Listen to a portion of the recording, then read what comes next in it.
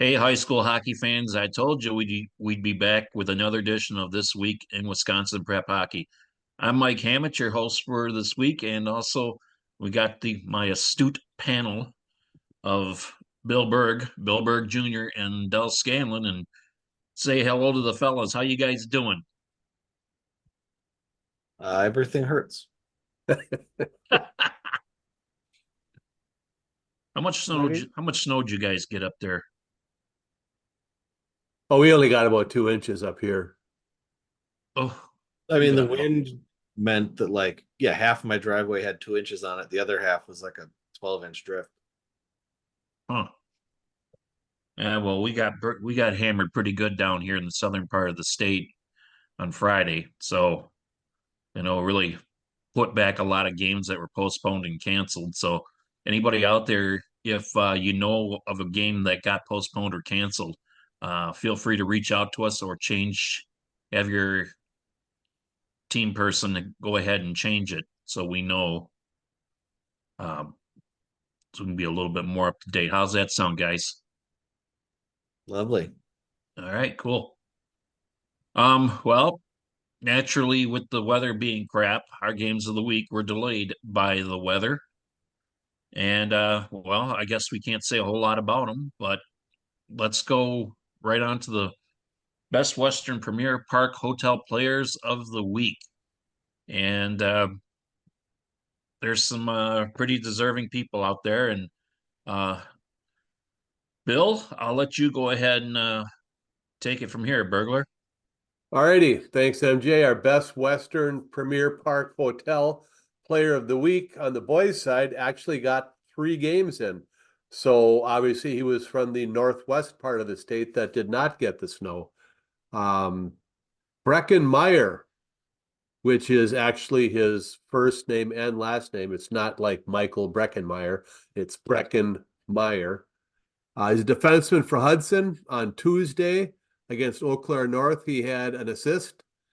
On Thursday, in a 7-0 win over Menominee, he had a goal and an assist.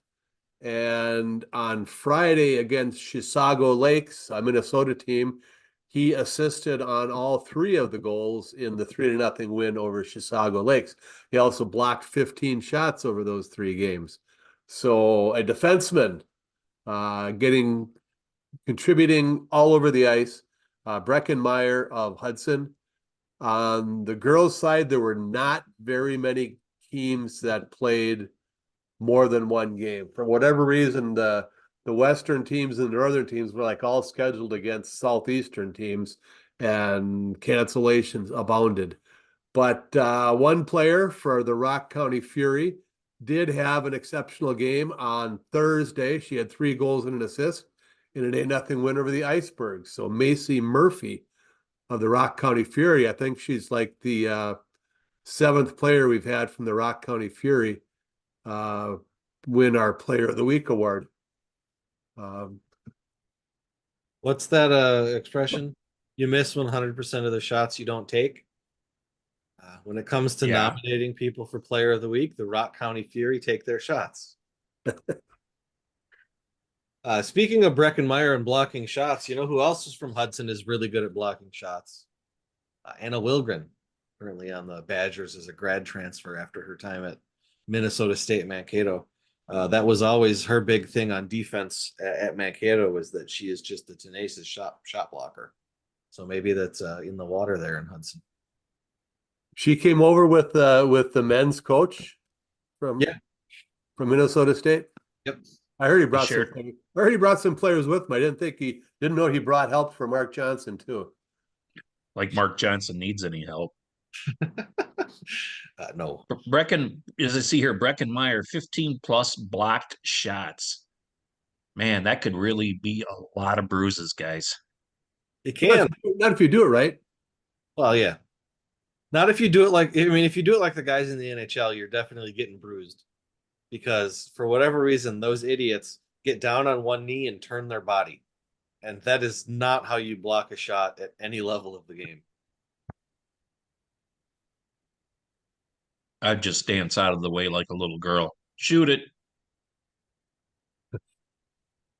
But that Yeah, block shots. It's kind of a lost art. I mean, you don't see a whole lot of teams blocking shots, but All when you you girls that are playing Um, girls high school hockey that just heard MJ make that statement, you send your hate mail to him for that. what? See, I see a lot, all kind. I see people at the high school You level. said you I you, see you would people. dodge out of the way like a little girl. Oh, that's right. He did. Oh, Not like a teenage girl, a little girl. okay. Lorelai is going to send you some hate mail now too. Well, probably. Every part of her body is an elbow. So She it's into you, it's gonna hurt. Junior, is she pretty opinionated? Oh God, yes. The I 7-year-old see some of the stuff you post and she's hilarious. She knows she's in charge. I will give you an example. Every year, the different schools at DC Everest School District get a night at Sylvan Hill, which is Sledding Hill. I think it's run by Marathon County.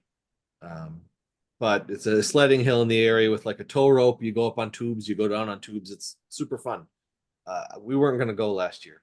I wasn't going to take her because her brother didn't want to go, and she whined and whined and whined, and eventually Grandpa took her, like the night of, because she gets what she wants, and if it's not from me, it's from him. She's got And- grandma and grandpa on speed dial. Is that Well, it? as she told Grandma Auntie Kathy, you always have to have a plan B. Yep.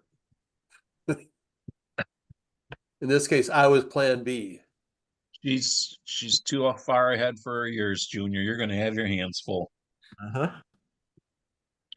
Anyway, Anyways, Lorelai probably tabulated the top sixes because it's how smart she is. But Bill Jr., our top sixes, a little bit of movement around, but I'll let you tell everybody about it.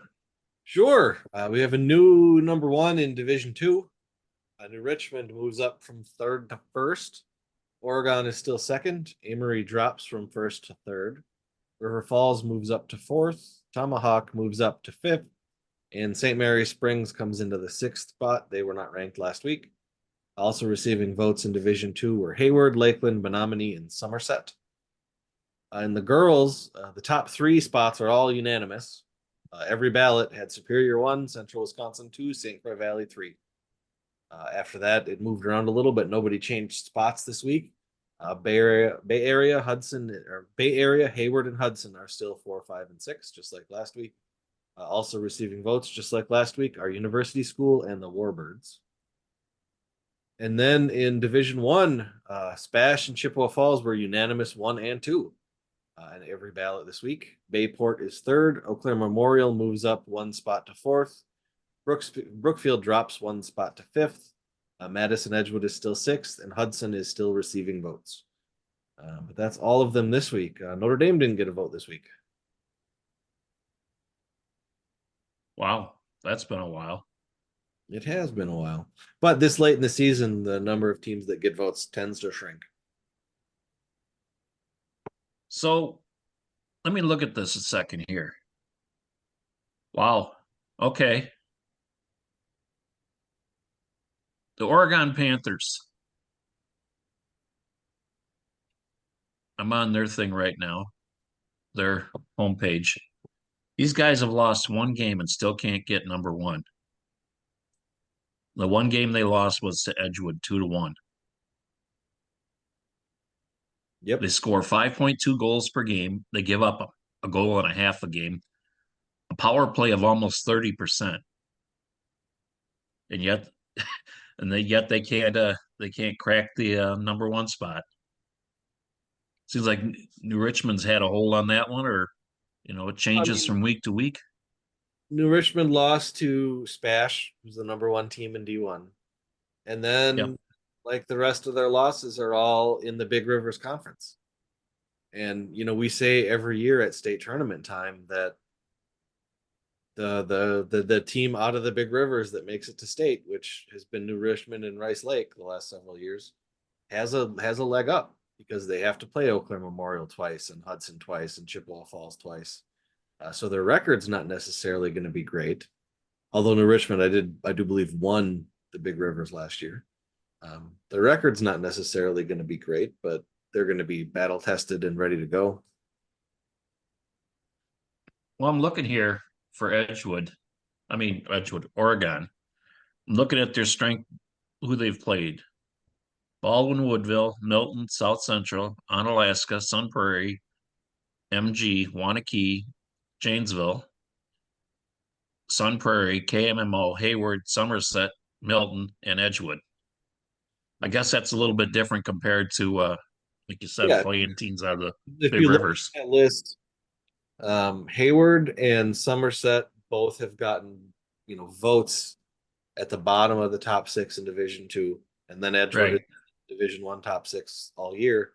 But nobody else on that list has gotten a vote this year, to my knowledge. I think Monona Grove got a vote once in Division Two. And Madison Edgewood started the season as our first First number one. Yeah. Now they're done at six, but so I think that comes into play. Oregon's record is obviously better than New Richmond's, but record can be misleading. Yeah. Okay, just thought I'd throw that out there, something for you guys to chew on a little bit.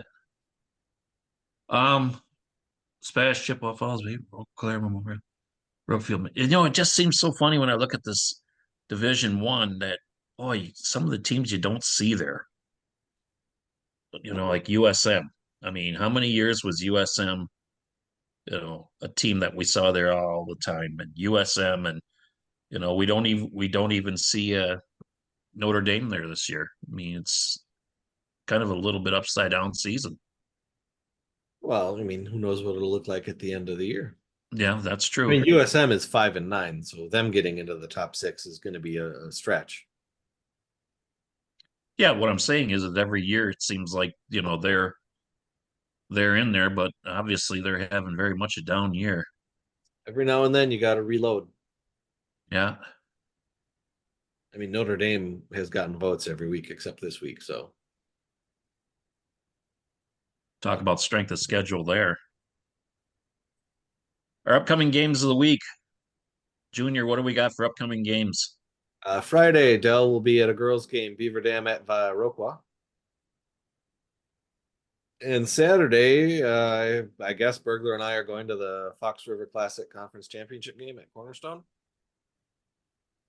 You got a pretty good idea of who might be playing in that?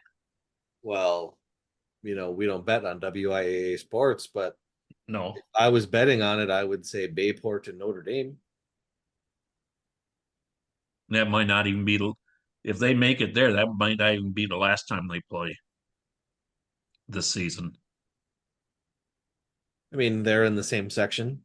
I mean, Yeah. Nina's in that section, and they've had some upsets in the past, but yeah, I would expect those two teams to meet again in the playoffs. Yeah, we look here. What's today? January 15th. I mean, we're what now? Halfway through January. A month from now, we're going to be starting the playoffs. Mm-hmm. It's short. I'm looking at we don't have all of the computer rankings that we used to. The people that did them for us no longer do them, but the My Hockey rankings are still out there. And in Division Two, they still theirs hasn't been updated. They still have Amory number 1, New Richmond number 2, and Oregon number 3. But New Richmond easily has the strongest strength of schedule of the D2 teams. And that's, playing in that Big Rivers Conference. And they play, well, I mean, the next time, yeah, I mean, Menominee is up there, Rice Lake is up there, but apparently New Richmond plays a tougher non-conference schedule than Menominee and who's the other one? River Falls. Yeah.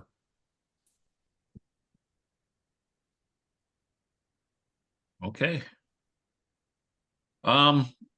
Any final thoughts? Like I said, this is going to be a short show this week just because there's a lot of games that were canceled last week. You fellas got anything you want to talk about? We were talking last week. We went to a game where we saw Wausau West's freshman goalie play. Uh, I forgot his name already. Julian Scalcucci. Elkuchi. We mentioned that he was one of the goalies on Team Wisconsin U15. The other goalie on Team Wisconsin U15 is a freshman at River Falls, who is named Daniel Lynn, who currently has a 905 save percentage for River Falls, and he's 4-2 in 347 minutes for them, splitting time with Luke Linehan. So that TW U15 squad's got a couple of good goalies on it. We spent so much time talking about Scalcucci last week that I figured I better bring up Daniel Lynn over at River Falls. They're ranked. He's one of their two goalies. He's got fewer minutes, but he's got better numbers right now than this one.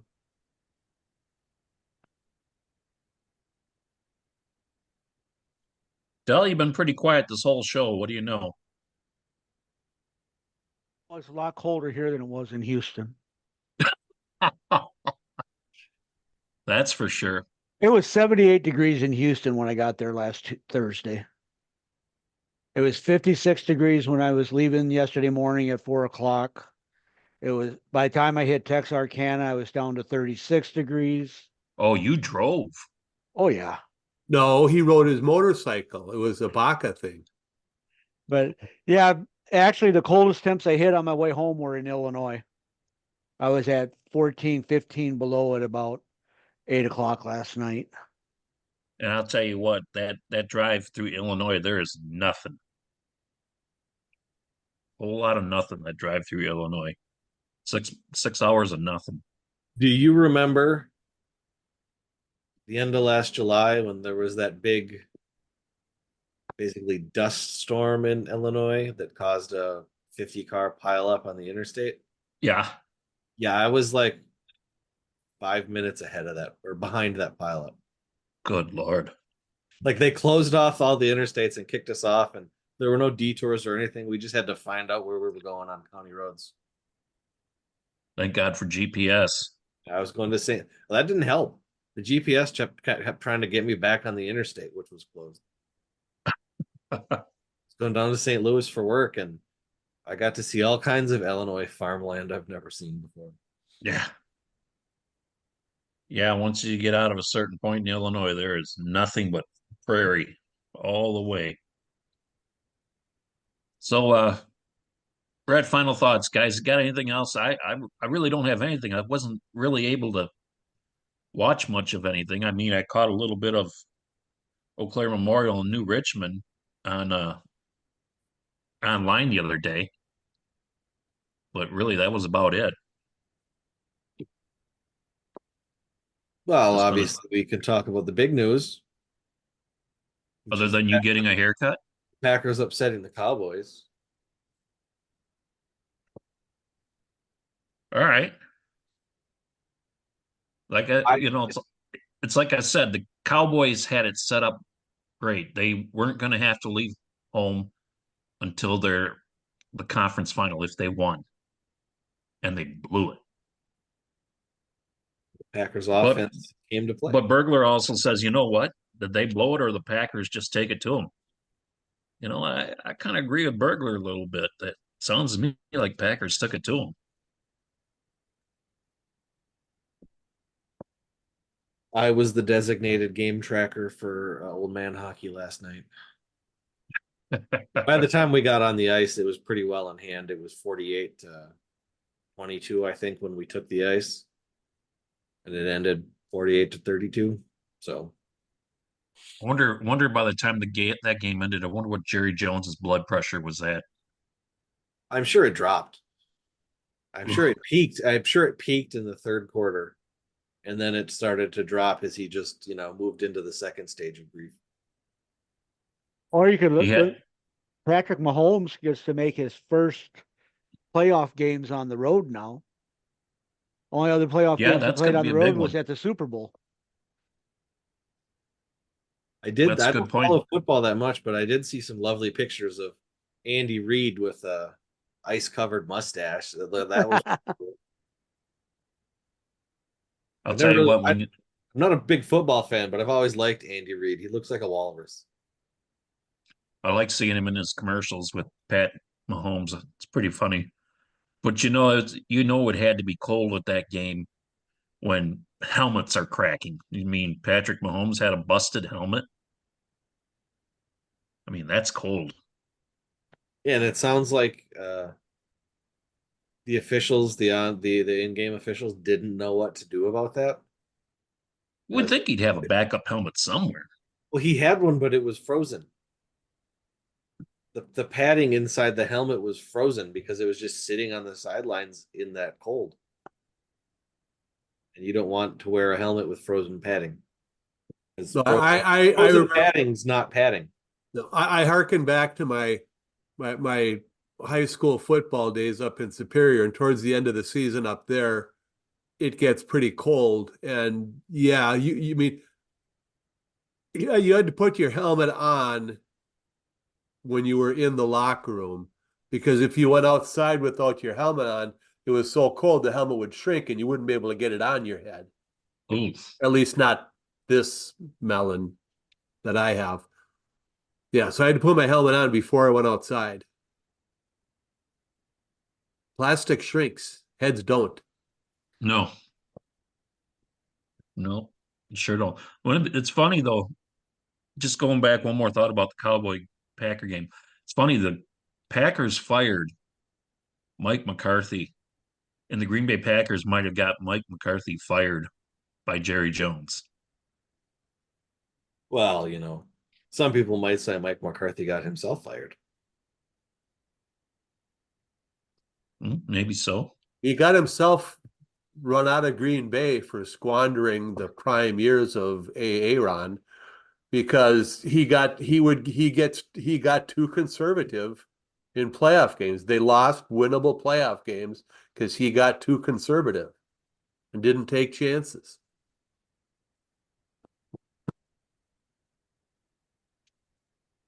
No, Whereas like the Packers, like, they had nothing to lose. As no. I said, they're playing with house money, so just go for it. And the funny thing is they're playing with house money again this week. They got to Everything's go to easier when you don't have expectations. Yeah. I mean, I've mentioned this before. I like watching Brewer games better when I don't expect them to make the playoffs that season. Because then I don't have to care when they lose. It's like I'm just enjoying a baseball game. I like watching baseball. And when I don't have expectations on the Brewers, like I'm like, yeah, they're probably going to be like third place this year. I don't care, and it's much more enjoyable. Yeah, well, you may not have to care this year because you're absolutely right. That's not looking good for this year. And if it goes south quick, I mean, I'm sure there's going to be some moves. So that's all I got. You guys got anything else? No, I think that's enough off-topic rambling for one night. Nah, it doesn't hurt Oh, once well, in a we while. talked football, we talked baseball. No, we don't want to get into that basketball stuff. No, we're through. Okay. We're through. We'll sign off before we talk basketball.